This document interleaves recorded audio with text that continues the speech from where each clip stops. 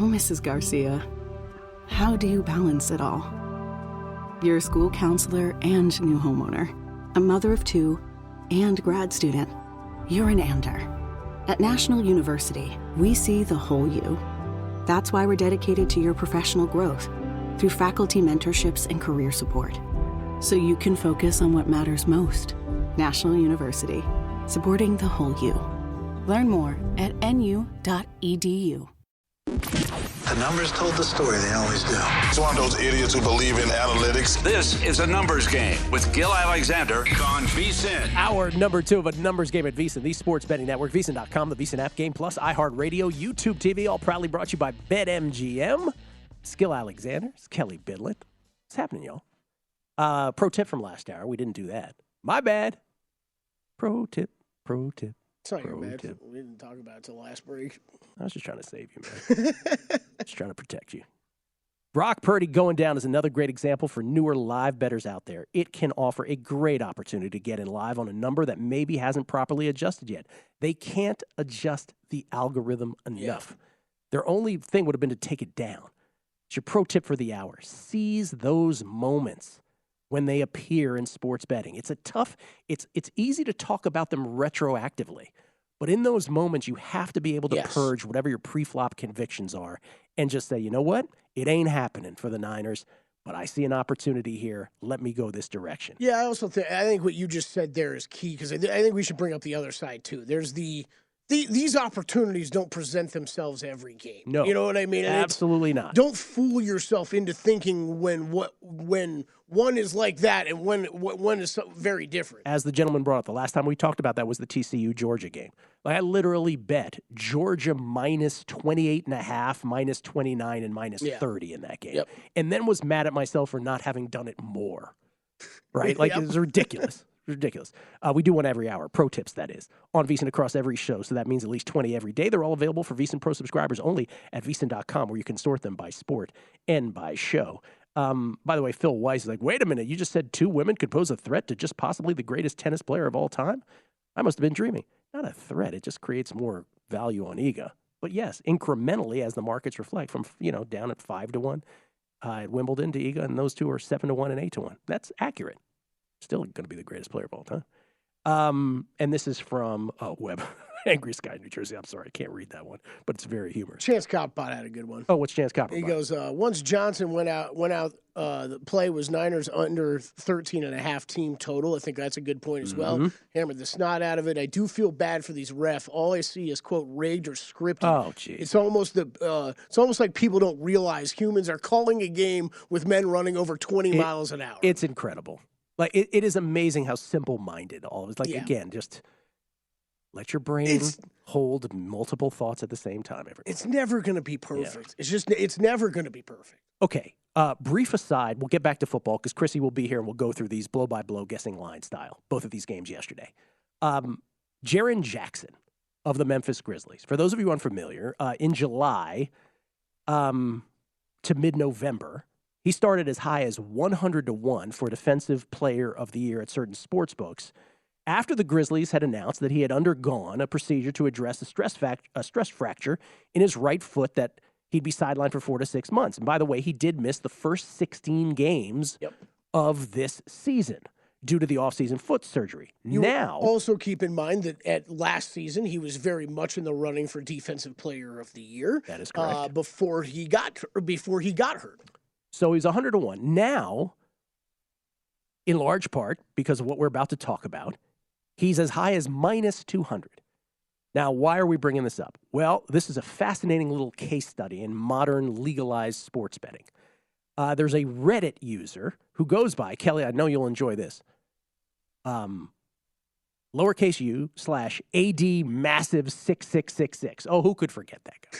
I was going to say, I didn't catch this name. It's been something I'm supposed to recognize. Listen, I just want to be accurate. So that's UAD massive 6666. Anyway, he titled a Reddit post called "The Memphis Grizzlies Scorekeeper Posting Fraudulent Numbers." Now, what his whole thing was, and who knows, by the way, if he has a ticket against Jaren Jackson, but he is certainly making the case that the Memphis Grizzlies scorekeeper might have a Jaren Jackson ticket of some sort. Here was his point. He's like, how could Jaren Jackson's numbers, while missing the first 16 games, have gone so through the roof that his odds have changed so dramatically? How is he a pilot? How is he amassing all of these stats? So he did a little study, and it didn't really take much of a study, right? And what he found was what's fueling the momentum behind Jackson's Defensive Player of the Year campaign. And by the way, this made Caesars, after his Reddit post, Caesars had to remove DPOY odds from the board. Other books left them up, but saw significant movement towards other candidates. The central thesis of his post is that Jackson is being unfairly awarded extra blocks and steals by the Grizzlies scorekeeper when he plays at home.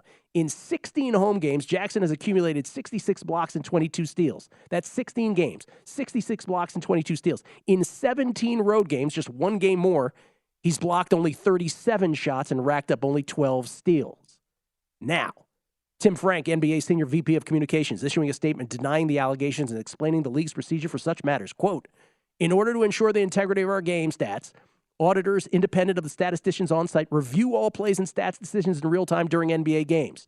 If changes are necessary, they're made at the time or following a post-game review, unquote. That's what the statement read. All the plays questioned in the post on Memphis games were scored consistently within the rules set forth by the NBA statisticians manual. Yep.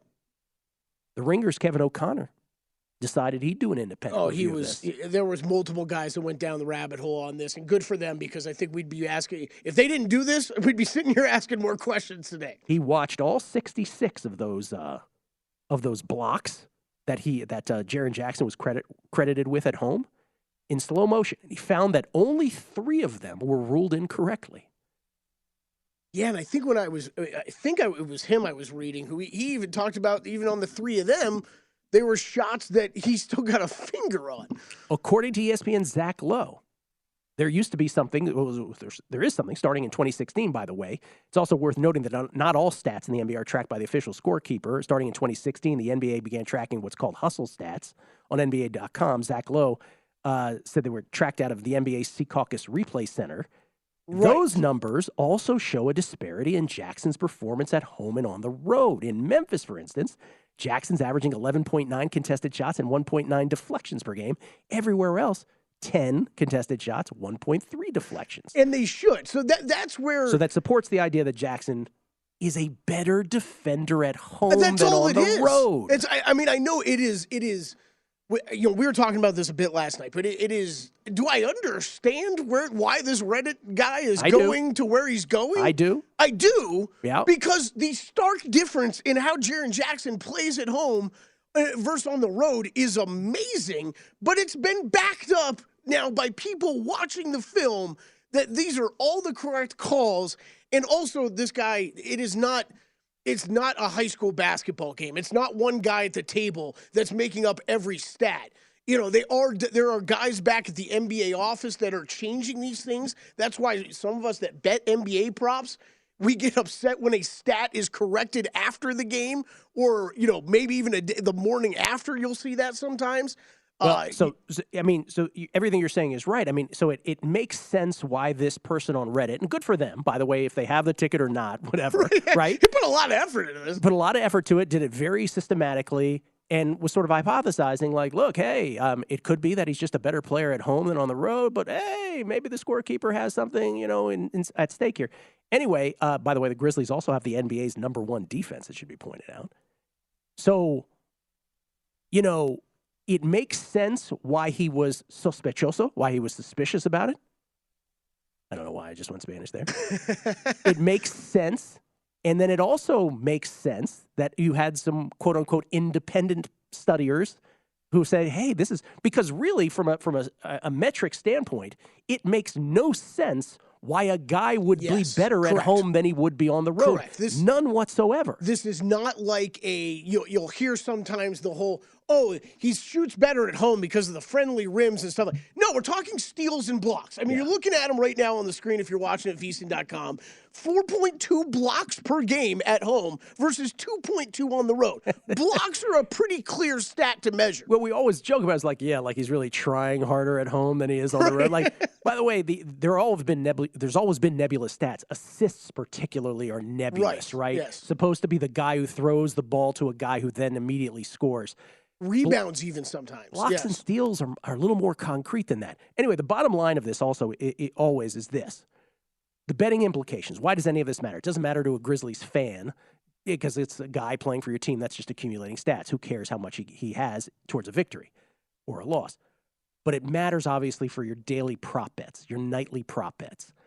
If you keep that in mind, if it's not adjusted in your books, if Jaren Jackson's playing a home game versus a road game, I don't know if this is a thing or not, but just keep in mind that the scorekeeper, if you believe the Reddit guy, might score it one way, or if you believe the other people, hey, he's just better at home. I mean, it's a very strange thing. Defensive player of the year, as we talked about. It obviously has huge implications for people who have Jaren Jackson tickets and those who don't. And by the way, let's say it gets later in the season, and I haven't checked the Grizzlies' schedule, Kelley, but what if they have more home games or fewer home games down the stretch?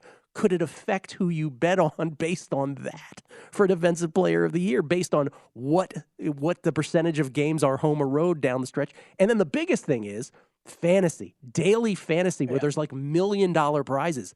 Imagine if you lose, like fading Jaren Jackson, and he gets more inflated stats at home, inflated in quotes, because they're either legit or they're not, depending on who you believe. Okay, let's go down. But here's my thing. If we go down the road of these aren't legit stats, which I don't believe that. I don't think it's a road we can go down. I'm just giving both sides. But wouldn't the response be the opposite, actually? Like, let's say you're actually a scorekeeper giving added stats to a player. You just got caught. You got caught. So you've got to go the other way That's right. to make it look like you're not doing that. I thought about that too. Dude's going to be like, I didn't see that Jaren Jackson block. I think from at least a nightly prop betting standpoint, be very careful how much you read into this situation.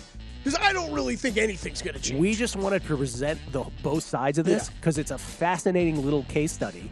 Now that betting has become legalized, and remember the NBA's in bed with these books, every little thing has to be kosher. So good on the Reddit user for bringing it up. I think it's a fascinating conversation. Great breakdown by Adam Burke at VSiN.com. Go read it. Yes, VSiN.com. Good job, Adam Burke. Come back. Golf and Super Bowl MVP next.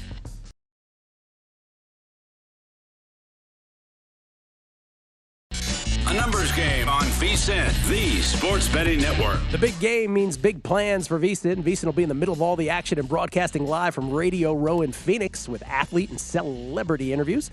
And our experts breaking down the game. You won't want to miss any of VSiN's coverage. Huddle up and watch Follow the Money, The Lombardi Line, VSiN Final Countdown, and VSiN Primetime, all live from Radio Row starting next week. For betting splits, expert picks, and big game props, head to VSiN.com. That's VSIN.com.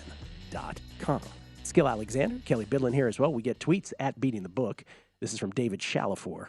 2 weeks to the game, longer till Kelley's guessing lines on college football. Let's ride. Let's ride. I don't know if we've said it enough. I guess I really do appreciate how much people enjoyed that out this past year. I do too. I really don't think me and you thought it was going to be something we'd continue doing every week. We thought it'd be a little 5-minute gag. Yeah. Because that one day, just that one day, it was just that one exchange, right? Where you're like, hey, what's the spread of that game? And I'm like, 14. You're like, I run back to do some work. I'm like, okay, wait. Plus or minus. Who's the favorite? Patty Rump. Sometimes, talking about Jaren Jackson now, sometimes those stat corrections help, by the way. Absolutely. I got awarded for a win 3 months after a particular game. I had never been more confused in my life. 3 months. Okay, that's weird. That is weird. Yeah, that's weird. And Motor City Mike and the Banshees of Atlantic City pointing out the same thing. That the Grizzlies are 21-3 at home and 11-15 on the road. It's the whole team, not just Jaren Jackson. Yeah, totally. So, again, believe which side you want. I tend to be on the side against the Reddit user, but I understand why he brought it up. Yeah, I only picked up on this kind of late yesterday. We were just discussing during the break about how easily we could have missed this entire Good on you story. for seeing that, because I did not. I mean, I didn't see it until yesterday. I know it was talked about more over, I think on Saturday, Friday and Saturday is really when it started to come out. But this was, something I didn't really see. But we were, so busy with golf on Saturday and NFL yesterday. I actually watched. I didn't watch a ton of NBA this weekend. Farmers Insurance Open. I'm debating whether to tell my little stupid perspective on it or let you do your actual serious golf talk on it first. No, what's your stupid perspective? I want to hear that. My stupid perspective is this. So, for those who missed it, by the way, Max Homa wins the tournament by 2 strokes over Keegan Bradley, 3 strokes over Colin Morikawa. Sam Ryder finished 4 strokes back at 9 under. Now, I don't know if you know this, but I have a Jewish mother, Kelley. And let me just give you an example. When I had a music video show, this will date me, but I used to have when I was in my early 20s, they put me on TV in D.C. Wait, what kind of channel? Oh, CBS affiliate. After Arsenio, I had a music video show in the early 90s. That's amazing. Oh, no, it is amazing. It is amazing. So, because they were like, okay, I mean, I want to talk 20 more minutes about that, but I know that's not your point. Well, basically, yeah, this is before my San Francisco days. They were basically like, oh, this kid can string 2 sentences together. Let's put him on air and we won't have to pay him. That was kind of their thing. That's pretty much how I got to do it. Yeah, that's how we all get started, basically. So at one point in those days, like Nielsen ratings were a big thing, and they would call you randomly. And if you called and you had, let's say you just randomly happened to have a TV show, like I had a TV show, oh my God, that would be the perfect thing. You could say, oh, this is the show I watch, right? So one day they call, swear to God. My mother answers the phone. Oh, this is the HTC Nielsen company, blah, blah, blah. Is there anything on is there anyone in your family who's on TV? And my mother, because she's a Jewish mother, and I'm sure other mothers are like this, but it's particularly indigenous to my tribe. She goes, I do, of course I do. My son Gill has a show. And they're like, thanks, man, gotta go. Right? So this comes to this golf tournament this weekend. And so they interview, what's Amanda's last name? I can't remember what the reporter's last name is. I apologize.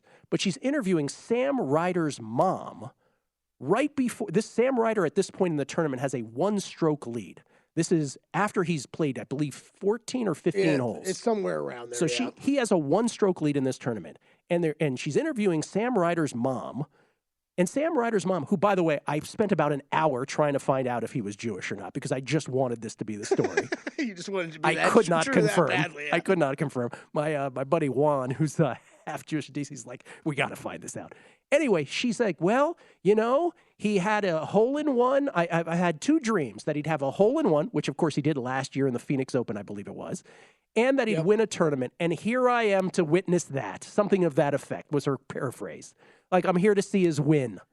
And, of course, then he implodes. Double bogeys immediately, and he ends up 4 strokes back. Anyway, that was my joy of that tournament. I'm like, I cannot believe this is happening. So there's definitely some, I think from this weekend, you saw some things that they're trying on golf coverage. I've never seen them interview a family member in my life. Yeah, I would assume they've asked that before, but most family members know you shouldn't talk. Yes. I mean, what's the upside of talking in that situation? Right? I half expected her to have my mom's accent and go, yes, my Sammy's about to win a tournament.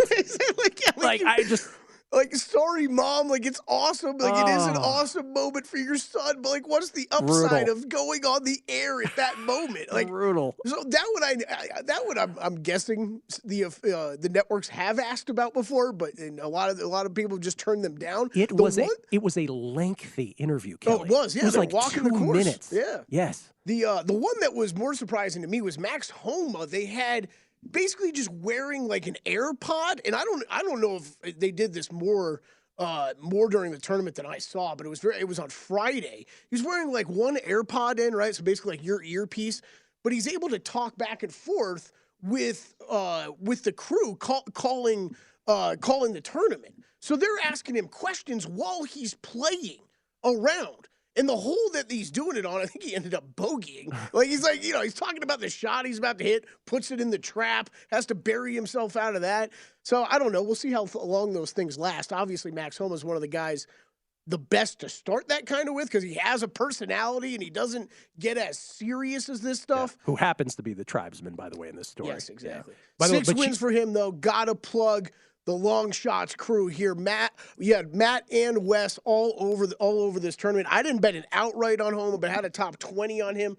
The first time ever, Gill, that I've bet one of these finishing position bets now, and the guy wins. How do you feel? How do you feel?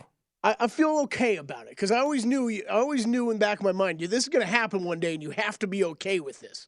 Every one of my outrights I usually bet are also staggered top 5, top 10, top 20s. That's how Matt does it as well. So sometimes when you see those listed differently on our bets or on our graphics, those are the ones that we're just betting top 20s on and not anything more. So I got home with that. And then Matt talked me into Keegan Bradley a little bit. he was, and you know me, like as soon as Matt brought up Keegan Bradley, I was like, all right, well, I'm in. That's not what my model's showing, but I'm in on that. So I bet a top 5 on him. That hit at 12-1. I brought that up on the show on Thursday morning Wednesday morning before they were getting started. Wasn't an initial play of mine on Tuesday. But we brought it up on Wednesday morning. So that got home. Yeah, man, a lot of great stuff from the Long Shots crew to get the season started. And we'll be back tonight doing our kind of Monday version of looking ahead, quick look ahead and quick recap of the weekend. And then tomorrow for our full version of Long Shots preview in Pebble Beach. Long Shots podcast, along with Kelley's other side gig on Hardwood Handicappers with JVT and the Beating the Book podcast. All of our podcasts available at vsin.com/podcasts. Anything else from that tournament you took away? Man, it was an incredible leaderboard. I mean, Ricky Fowler playing well. God, he looked great at different moments. Just couldn't keep the consistency together. Jason Day, he's a guy I had a top 20 bet on that got home, Gill, and it's kind of for real. I mean, we were talking about it on Long Shots, and I don't want to say the guys were pushing back on me, but it was more of I think Wes and Matt needed to see it more from Day before they could buy in. I get it. But he's stringing together some great tournaments here. All right. Let's shall we transition to Super Bowl MVP real quick before we get to Chrissy? Because we got to do guessing lines here after the break with a full blow-by-blow. Anything we've missed will be in the blow-by-blow. So here it is. Nothing but Eagles and Chiefs. What do you know? And your Super Bowl MVP, Jalen Hurts plus 110, Patrick Mahomes plus 130, as the quarterbacks are wont to be. Everybody else is double digits. Travis Kelce and A.J. Brown, respectively for the Chiefs and the Eagles, would lead the double-digit parade. They're both at 10-1. Everyone else is in the 20s and beyond. Is there a beyond you would take a flyer on here, Kelley? Oh, man, the beyonds. No, I don't think so. If Hassan Reddick, after his performance yesterday, ends up having a massive Super Bowl and the Eagles win, 50-1 doesn't tempt you on a defensive player? It'd either be him or Chris Jones. Or Chris Jones at 40. Yeah, him or Chris Jones. I do think if you're going to take a defensive flyer, yes, I think those are the two guys. Otherwise, I think we're talking quarterbacks at this point, right? Yeah.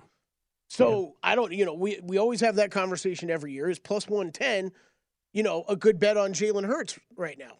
And hopefully, Eagles are minus 130. And the point with this is, again, we don't have a situation where, again, this is why we bring up Super Bowl MVP before the postseason starts. I happen to do it with the Niners. Hopefully you did it with either the Chiefs or Eagles of your choice, and you have stupid good value here headed into this Super Bowl with either one or multiple players. That's when you really want to jump in on this. It's very rare that you have a situation where, remember the Bucs year, Tom Brady, you could still get him at such a great price all the way up until now, and you knew if the Bucs were going to win the Super Bowl, it was going to be him, so that was just a peculiar thing. That was one that didn't even make sense to bet the Bucs side. You're right. It is what it is now. Hurts and Mahomes, the appropriate short shots. Guessing lines with Chrissy. Blow by blow on both of these games yesterday. Next, numbers game. VSiN, the Sports Betting Network. Oh, Mrs. Garcia, how do you balance it all? You're a school counselor and new homeowner, a mother of 2, and grad student. You're an ander. At National University, we see the whole you. That's why we're dedicated to your professional growth through faculty mentorships and career support, so you can focus on what matters most. National University, supporting the whole you. Learn more at nu.edu.